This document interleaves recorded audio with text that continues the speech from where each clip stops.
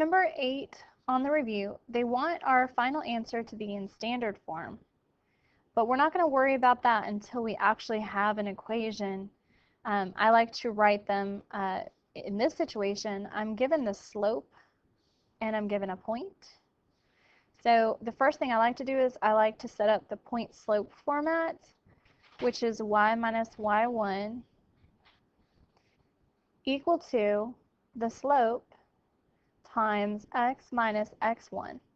Now, if you're worried about, why are there so many y's and so many x's, the y that you're going to replace, you're going to replace only one of them with an actual number. That's the y1. You're also going to replace x1 with a number. Those numbers come from this point that they gave you. The 4 would be the x1, and the 6 would be the y1. The other x and y in the formula will stay in the equation. The m is going to be replaced with the slope, which in this situation is 4. So I'm going to replace that now. Y minus the y value, which was 6, equals to the slope of 4, parenthesis, x minus the x value, which was 4. Right now I have an equation in point slope form. I don't usually leave my equations in this format though, and on the test they're going to tell you what they want, which here they want standard form specifically. So what I'm going to do is I'm going to solve for y first. So what I need to do on the right side is distribute the 4. So I'm going to have y minus 6 equals 4 times x is 4x, 4 times negative 4 is negative 16.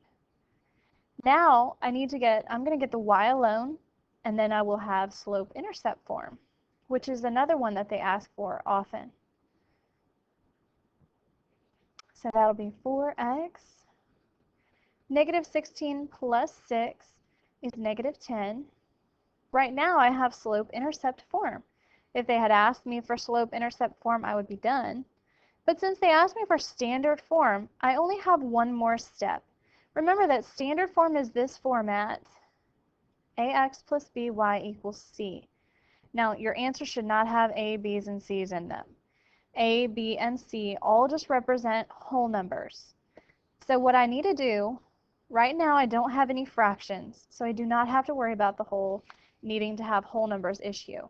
But what I do need is I need my x over here on the left side with my y. To move your x, all you really are doing, you can move it and just change the sign, but I'll show you how algebraically that works. If I subtract 4x, because it was a positive 4x, and I do that from each side, it will cancel from this side, and the right side of the equation will just be negative 10, and then the left side of the equation will be negative 4x plus y. So my final answer here is going to be negative 4x plus y equals negative 10. And that's in standard form.